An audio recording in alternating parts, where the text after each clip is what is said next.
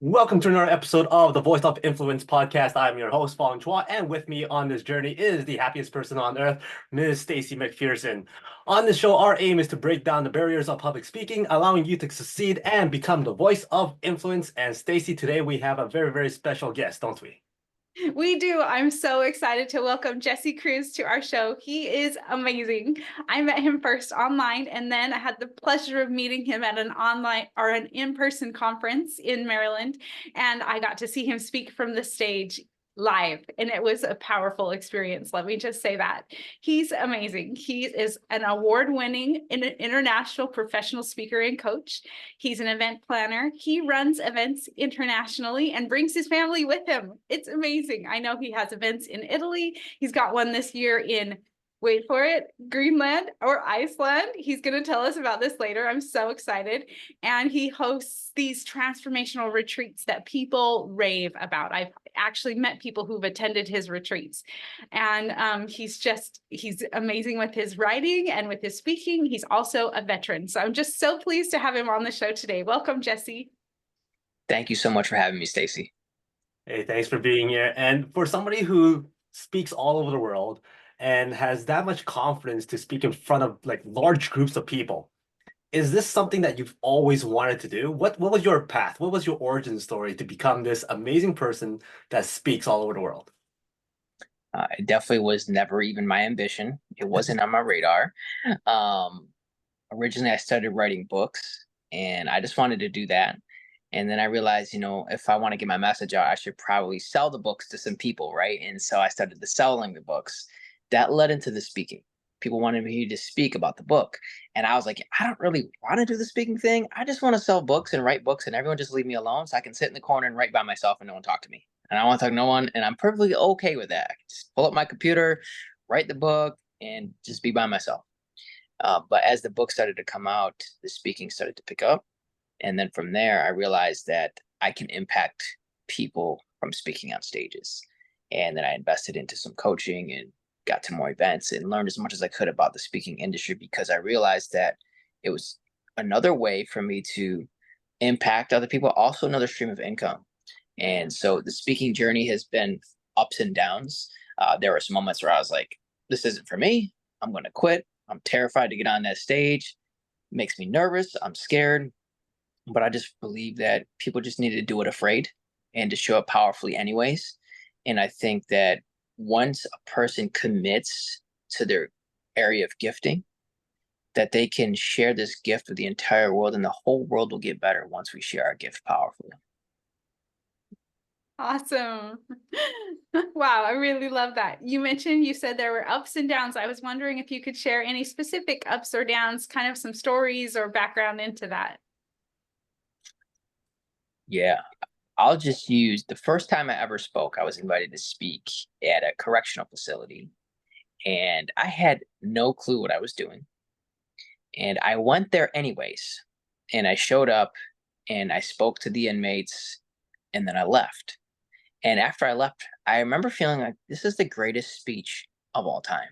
I was like, man, this is amazing. I killed it.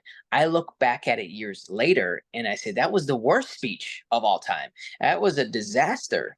And so when I look back at that now, I just like to really see how far I've come, right, into where I've been, and how I look back at that and I realize that I did a disservice to them, though. Although I was brand new, I didn't practice like I should have. And I believe that if for you, any person to show up powerfully in any space, it's what you do behind the scenes that shows the results in the front of the scenes. And so I didn't put in the reps and the practice prior to that experience and did not show up the way that I should have. And I realized I don't ever want to do that again. And so now I've made a commitment to work so much harder on myself, developing my skills so much that when it's time for me to speak, I don't have a repeat of what happened that day. And so to me, that's what it is. And that just goes for so many areas of life. Is a lot of people, they want the mountaintop view. They want the pinnacle, the summit of success, but they're not willing to do the climb to get there. And I think it is in the climb and the journey and the becoming along the way that you get to that mountain peak. say we have these high hope expectations, but we have this mediocre work ethic. And if you want to get to the top of the mountain, it's going to take more effort. And I just learned over time that I need to do more as far as my ability to communicate and to message to people in an effective way, rather than just thinking it just happens without any effort on my part and I just show up. And so that's been the ups and downs of me thinking that I was the best, realizing I wasn't, and being humbled along the way. And then realizing that the more that I know, the less that I know. And it took me a while to learn that. Well, I mean, can you elaborate a little bit more on when you went back to look at that presentation or kind of rethink about that presentation and how it went? What were some of the things that you go, that's something I need to do better at, or oh, I shouldn't have done that. Yes, I should have prepared better here so that the message comes across better. Because there's always that fine line where people are thinking, I have to be perfect before I do something, but that also stops them from actually taking action. So what are those little elements that you saw yourself that you go, okay, I could tweak it here and there, but it can't get perfect because there's no such thing as perfect? I mean, there's so many things that I did wrong that we could be here all night. So I'll shorten it to maybe a couple. So when I was speaking, I stood still like I was glued to the floor and did not move.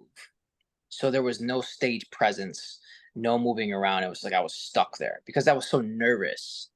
The other thing, I was like, some of the speech, I was like reading off a paper, and I was like, oh my gosh. Like I'm like not even looking, I'm looking down like this. Imagine me doing the interview like this. That's basically what I did. So I was like, you know what? That's probably wasn't the best look. And so those are just a couple of the things I'm like, I need to change. I need to find a good structure. I was just freestyling it, like I was just making it up as I went along. Although I had a piece of paper, it was very much very loose, if not really good strategy and structures. Like I just wrote a bunch of words on a piece of paper. I said, oh, I'm gonna read what that says, and hopefully it'll land and it'll all work. And so I look back at it and I was like, no, I need to love the people enough to the point where I prepare for them before I talk to them. Yeah, I love that. I love that perspective. But I also love that it is challenging for people who haven't done it to think, how could I start doing it? Because the first time I do it, I'm going to be bad at it. And I love a quote that says to have the courage to be bad at something first before you're good at it. Because we all grow as we do something more and more and prepare more and more. But I love that element of preparation. If I got anything from what you've said so far, it was that preparation part, and that's something we can all do. Like as much of a beginner as we can be, we can still take that extra time to prepare. And I love the point that you brought out at the end just now about loving them enough to prepare. So I think those are really powerful messages. So thanks for sharing that. I really loved it. I have a question for you. So I was wondering if you had kind of a funny story of something that happened that was like that you maybe even have spoken on stage about, or something like that that you could share with us. Well, so something funny, when I first tried this attempt of expanding the business, it was in the middle of lockdown. It's 2021, the world shut down. I'm in New York State, so it's really shut down. And I look at my wife and I said, I got a great idea to make our business grow. And she's like, what's that? I said, we're going to start doing in-person live events. And she looked at me like she wanted to smack me right in the head. And she's like, Jesse, what are you talking about? I said, we're going to start doing in-person events. And she's like, we can't. The world is shut down. I don't know if you've been watching the news for the past 15 months. Have you not seen anything? I'm like, yeah, but we'll figure it out. She said, what do you mean we're going to figure it out? You can't even meet people in public. And I was like, well, there's a restaurant down the street, and because they serve food, they let people in. And so we're going to have a mastermind right in a restaurant with people around our dinner table, and we're going to talk business and see what happens. She's like, we've never hosted an event. We've never even been to an event like this, but you're going to host one? I said, yeah, we'll figure it out.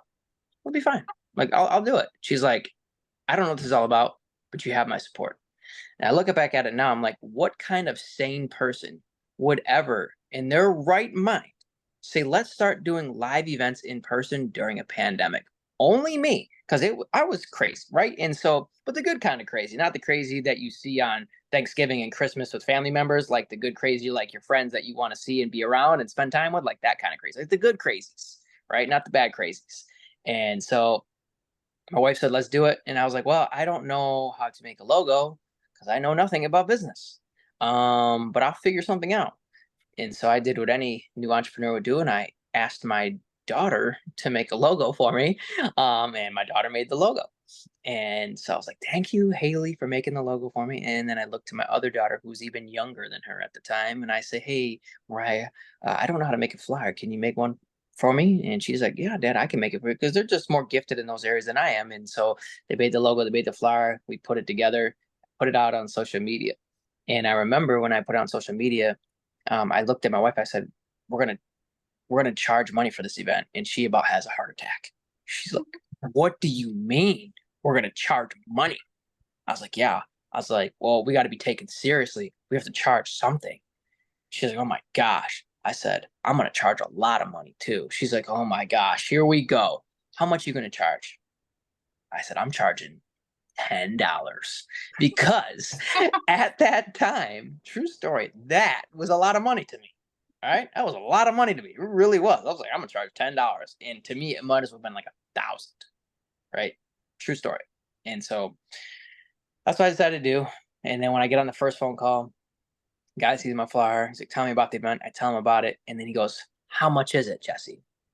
And I remember wanting to cringe and throw up all at the same time.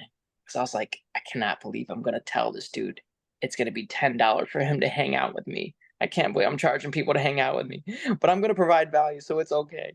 I said, it's $10. And I cringed.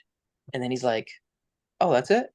Okay, I'll send it over. And I was like, dang, I should have charged him 20. That's the first thing I thought of, right? And so we had a few people show up, did our first event in the middle of the pandemic. The world shut down, but the restaurant was open because they had food we could eat. Had my wife and 6 other people around us. I made a whopping, it was like a 2-hour like dinner, and we made a whopping $60. And I remember thinking to myself, we're gonna be rich. I made $60 in 2 hours. I'm only making like $14 an hour, and I just made $30 an hour. I doubled my salary. I'm rich. $60 felt like 60,000. I felt like I was balling, and I was like, man, this is amazing. Fast forward years later, we don't charge $10 for events now. They're not really just 2 hours. Now we have multi-day events in places like Canada, Florida, Texas, Italy, and now Iceland. So it's just crazy the journey it's taken me on, how it all just started with an act of courage.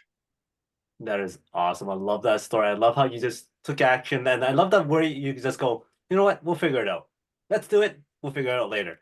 And that has an element of fearlessness in you. And that's an element that not many people have. When they're fearful, when they're of the unknown, what's going to happen, all these what ifs, they stop in their tracks. But you go, we'll figure it out. So is there something that happened to you as a child or your upbringing or something that helped you develop that type of mentality where, you know what? What's the worst thing that can happen? We'll figure it out. Like how do you navigate through those difficult thoughts and decisions and carry it through?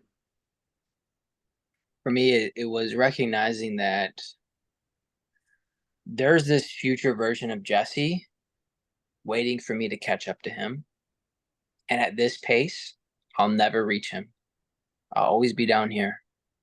And I'm always going to let that version of Jesse down, because rather than go after my hopes and my dreams, I decided to play it safe and build other people's dreams and never my own. And I became exhausted from the idea that I'm going to get to the end of my life at some point and reflect back and think, what if? I didn't want to do that. I don't want to be a disappointment. And I don't want to be a hypocrite telling my wife, telling my children, you can be anything you want to be, but I cannot. Because if I'm telling them to go after their dreams and I refuse to go after mine, eventually they're going to figure out Dad's a liar. And they're also not going to believe it's possible because they never saw someone do it with their own eyes.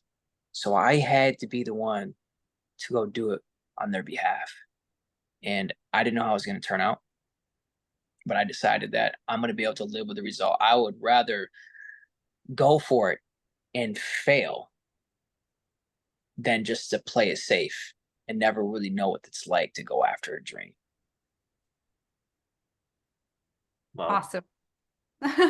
Thank you for sharing that. I love it. I'm thinking about your kids and their experience, and then having them have an example, like someone who did it, who went after their dreams, like, and they know you and they know the process that you went through. So that's so cool. That's really awesome. I love it. I love it. You said earlier that when you were just starting out, that you were more of the kind of person that wants to sit behind the computer rather than the one that's on stage. You must have overcome a lot to be this person that you are now. Could you help people who are in that stage where they just rather be in front of their computer? Could you help them see how it was possible to step into this new person? Absolutely. I still don't want to be the one on stage, right? But here I am as the speaker and speaking coach. And so now I'm on stages all the time. It doesn't mean that I want to be. I need to be. I'm called to be.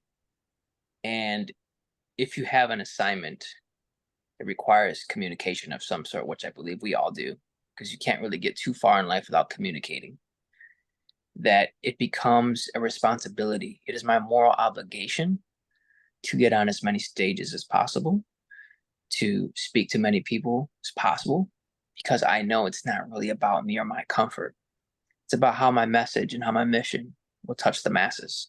And if I play it safe and I play it small and I hold back and I make it about me, then I will be in the corner on the computer, never talking to anybody like I was before. But that was so selfish of me. I believe that everyone has a gift, and a gift is of no value unless it is given to other people. I think about it as a Christmas tree of life. We all have a gift underneath that tree. We need to go find that gift. We need to open it up, unwrap it, and then learn how to use that gift. And then we go share it with the world. And that's how this whole world will get better, is if we took our gifts very seriously and shared them with as many people as possible. No matter what they may think or feel, no matter what we think or feel, we know that there's specific people that are part of our assignment. And if we do not share the gift, we actually are hurting the people we've been called to serve. And it is our responsibility to help those people heal and not hurt them. Very, very powerful message there. And I'm hopefully lots of people hear that and apply it to themselves, because there's so many people that has untapped potential and they're so afraid to just jump out and share it and voice their opinion or voice their message. And what you said just right there is that if you're not doing that, people are missing out. People that gravitate to you, your personality, your message are missing out the way you're saying it. So that's very, very important stuff. Something else that was very important that I kind of keyed into was the fact that when Stacy introduced you, she said that you bring your family along to your talks all around the world. How have you been able to balance that life of travel, speaking, entrepreneurship, and family, and keeping the family involved and in working order as well? Yeah, I just built my family into the business because I don't ever want them to think I always had to pick business over them. So I found a way to create a lifestyle that includes them, right? And so my wife, I mean, she's planning these trips for Italy and Iceland. She did basically all the event planning for all that. My kids join us all these. We pick places in the world we want to travel. It's a dream destination to go to Italy and Iceland. Okay, we went on vacations there. Okay, how about we go back and now we invite people and now we get paid to go as a family? That's even better than going for free. Let's get paid to go.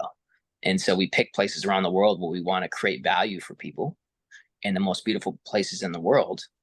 And then we get to build lifelong, meaningful connections and friendships along the way. And my kids get to be in the room with powerful leaders from all different backgrounds. And for me, it's like, it's very important to me to travel as a family. It's also important is to grow our impact and income as a family and to put my wife and the kids in those positions for them to win and be successful. And so for me, it's just extra intentionality of creating the life you want. I never thought in a million years I would be getting paid to go to Italy or I would be getting paid to go to Iceland. It just was never even a thing. But I realized if I was paying several thousands of dollars to go, why not also get paid to go? And so that was the complete shift my mindset had a few years ago. And I was like, man, if I can do this differently, I get to show my children what's possible when you just dream and think bigger. That is very, very awesome.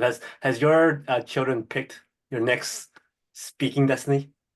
Yeah, I mean, so we have Italy next week. Oh my gosh, we're going to Italy next week, and then the end of August is Iceland, and so we don't have any events planned after that. So any events that we do going forward, all to be determined.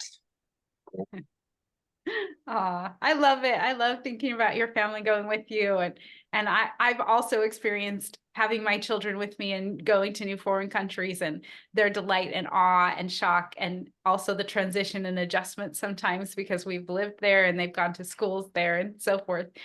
So it's such an eye-opening experience for children to travel to new places. And I just think that's so cool that you're doing it and that you're setting that example for other people. Like anyone who hears this is like, wow, that's something I could do too. Like Jesse did it. He started out, probably close to where I am.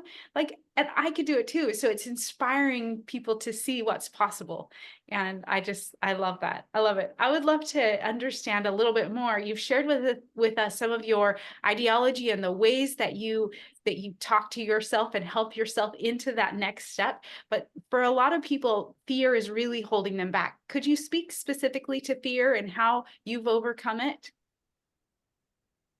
Hmm. Right. So, I mean, I've heard a couple different definitions of fear. It's false evidence appearing real, or face everything and rise. And I try to do the second one, right? I've leaned more into that. And fear, it's so interesting because fear can be a beautiful thing. And what I mean by that is that when I decided to host their first event in the middle of a pandemic, I had a lot of fear. I did. And I was thinking about all the things that could go wrong. And I thought about how this could blow up in my face. It could completely flop and fail. And I had no clue if it would or not. Like I really didn't. I didn't know. And I think that the tricky thing about fear is that it can do one of two things to people. I had the fear, and then I did something anyways. I made a commitment that I would not let my fear come into my decision making rather than my love over fear. The love that I have for myself, my wife, my children, the people I'm called to serve. I chose love over fear. I think most people choose fear and call it love. Like, so for example, when I see people say, "Hey, I'm gonna start my own business," family members and friends, out of love, don't do that. Get that safe and secure job. And there's nothing wrong with those things, but they're not fully supportive of your dream and your mission because they're saying they're doing it out of love because they think they're protecting you. And what they're really doing is instilling their own insecurities and fears onto you and then calling it love. I'm doing this because I love you. I want to keep you safe. I want to protect you. But they're just projecting their fears on you. And I just decided that I didn't want to make decisions based out of fear. I want to make them based out of love. And the other thing I look at is the biggest thing that gets in the way of new Jesse is old Jesse telling him he can't do it. He doesn't have what it takes. He's not cut out for it.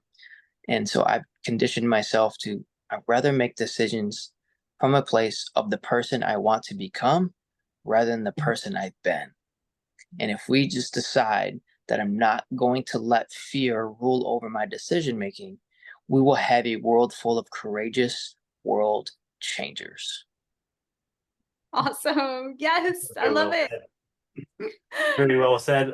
Fear is one of those things that stops so many people in their tracks. And aside from fear that you had to overcome, was there something that technical wise or simple changes that you that was very difficult for you to actually change or modify in your talk, in your presentations. So for me, the thought process of not memorizing a script or not reading a PowerPoint presentation and kind of becoming more authentic, more free flowing, that was a big step for me when I was doing my speaking stuff. For you, what was that? What was something that you had to really work hard on to overcome? I had to work hard on not making it about me. Because when I first started speaking, I wanted to get some of that notoriety. I wanted to get some of that attention. I wanted to have this name or this status. I don't care about that anymore. And that was hard for me because there was an ego thing, a pride thing about look how great of a speaker I am, or look how much I know. And now I realize I pretty much know nothing. I mean, that's not just coming upon. I don't really know much. Like I know 1% of all things, if that exists in the world, right? And so for me, it was just getting over myself and really just not making it about me and just really making it about them. So I had to get over myself. That allowed me to become a better speaker. That's so helpful. That's it just changes your perspective entirely when you shift it like that. I really love that. I was curious about any like wow moments on the stage or something, and I'll just share from my personal experience that I got to have a wow moment when Jesse was on the stage because he told his story about his dad, and he really wove that throughout the talk, going back to his relationship with his dad, and just brought us into the room with him and his dad. It was really powerful. So for me, it was a wow moment, but I was in the audience. Could you share with us a wow moment from the stage, Jesse? Yeah, a wow moment I had recently was at our speaker competition that we did. And I was just sharing a story about people in my life.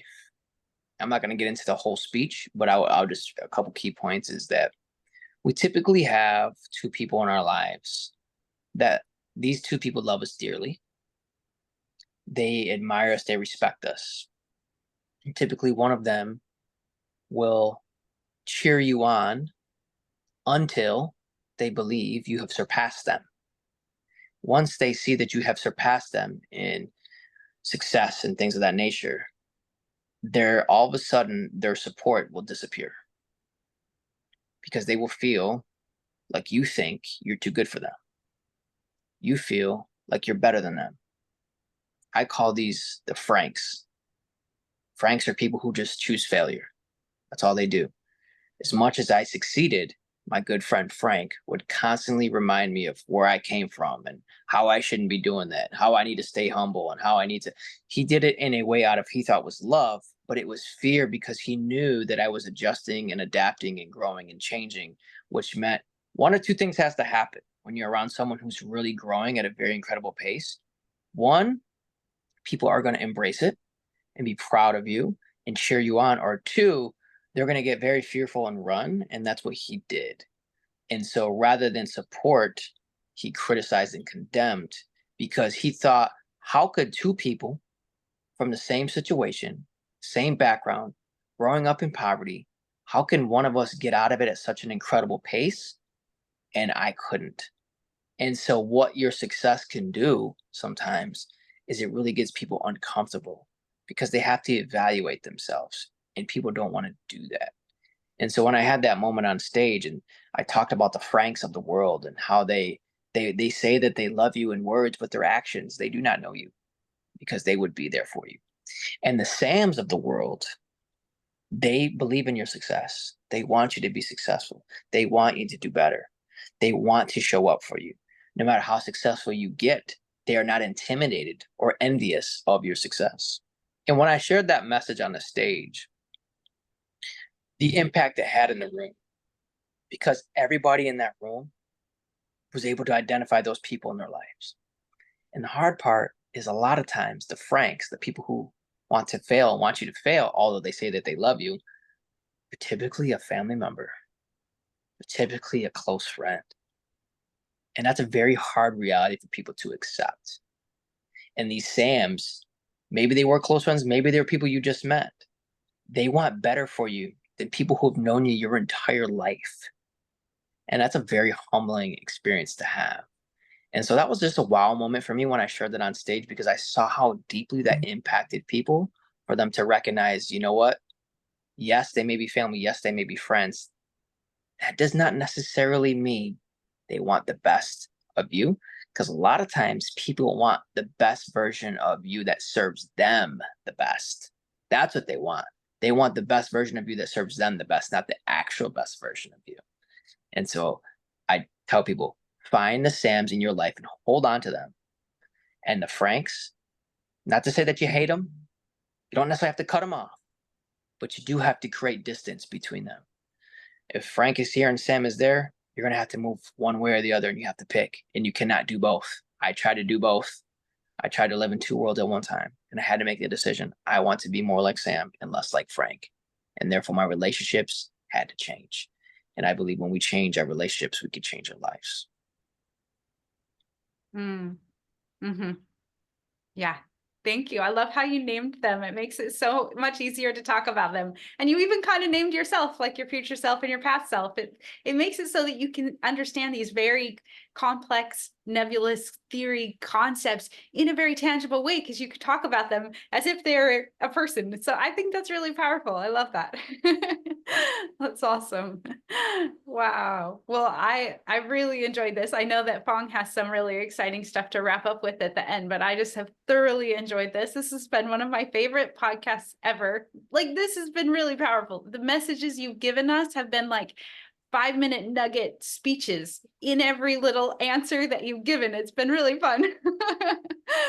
Awesome stuff. Thank you very much for all your stories and your wisdom.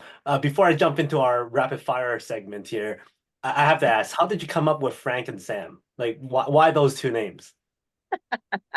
Because if I use the real names, they know I was talking about them. But you still had to settle for Frank and Sam. So how did you settle on those two names and not something else? Yeah, so I settled on Frank and Sam because Frank reminds me of, because it's all because the letter that it starts with. And so when I think of Frank, I think of the word fail, right? So I found people who fail, and I just wanted to put a name that started with an F, because that was it, right? There was not because I love the name Frank and Sam, or I'm even against the name Frank and Sam, but failing and Frank, they just started with an F, and Sam and success. It would make it easier for me. There's certain things that I do in speeches to make it easier for me to remember these things, and starting it with the same letter always makes it easier for me to do that. So for me, it was just a natural progression of like, let me keep the letters similar or the same to the message I'm trying to convey. So Sam success, Frank and fail. And so that would always just make it easier for me as well. Awesome. I'm so glad it's not Fong. But anyway. Yeah. I'm not going to change it for the next time. I'll keep your name out of it. Okay, no worries. Awesome. Well, you can always replace Stacy with success. So Stacy. Yeah. I got Stacy and Fong. Look how that all worked out. I could have told the story Stacy and Fong, but I didn't want to hurt you guys' feelings, so I left it at Sam and Frank. It's all good. Well, okay. So rapid fire. Give me the first thing that comes to mind. If you were able to share the stage with a dream speaker, real or fictional, who would that speaker be? I would share the stage with Ed Milet. Very, very cool. If you had a chance to coach a fictional character on speaking, who would that be? A fictional character on speaking? I've never been asked this in my life. Oh, that's good. Ideally, it should be a character that speaks. Like, I mean, Snoopy doesn't speak, so if you can't have Snoopy. Okay. So they have to. Okay, so there's the caveat. Okay, they at least have to speak. A fictional character that I could coach. I would probably say Donald Duck, because he seems like he needs like a lot of work in his pronunciation. Great choice. Aside from speaking, you're on stage and you're asked to do a talent. What's your hidden talent? Oh, geez. My hidden talent. My wife would say it's impersonations of people. She always says that I'm good at it. I don't see it, but she says that I am. Oh no, now you just opened it up.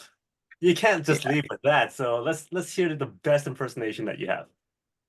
That's the thing. I don't think I have it, but she says that I do. So I'm just like, I don't.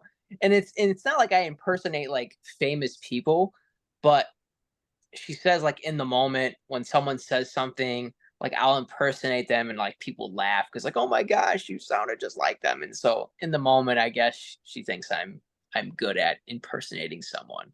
Okay, we'll let you pass on that then. You're introduced on stage. You need a hype song, one song that introduces you out as you're walking on stage. What song is that? It's called Rescue Story. Very nice. And finally, give me a number from 1 to 5. 3. 1, 2, 3. Tell me something special or tell me anything about rocking horses. Rocking horses, they have to me, a great symbolism on people who procrastinate for their entire lives. They go back and forth, back and forth, back and forth, all while they could have actually got off a rocking horse and got on a real horse and got to their destination. But we would rather sit in a rocking horse because it's easier, it's more comfortable. And I believe a rocking horse is only for a season of life. It's not a lifestyle. So the next time you find yourself on a rocking horse, have the courage to get up and saddle up on a real horse. Nicely done. I'm going to avoid rocking horses for the rest of my life now. We all should. We all should. Awesome. Nicely done. Thank you very much for that. Any final words from you? Yeah, I would say that fall in love with the process. People become so consumed by the result that they forget to care about that process. And it is in the process that the beauty is made. You don't plant a seed into the ground and the same day the seed grows. That apple tree does not bear apples the day you plant it. It's in those moments of the darkness, of the quietness, when you're away from everybody, where you're being primed and pruned and developed and watered in the sun to grow and understand that, yes, we all want to grow quicker.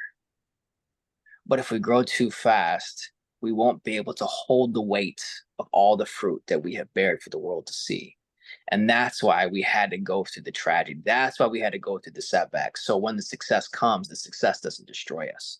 So we have to have seasons of that darkness to prepare our hearts and our minds for the great plan that God has in store for us. Yeah. Nice. Stacy, anything else from you? Oh, I've enjoyed this so much. Jesse, thank you so much for being a guest on our podcast. It's been so fantastic.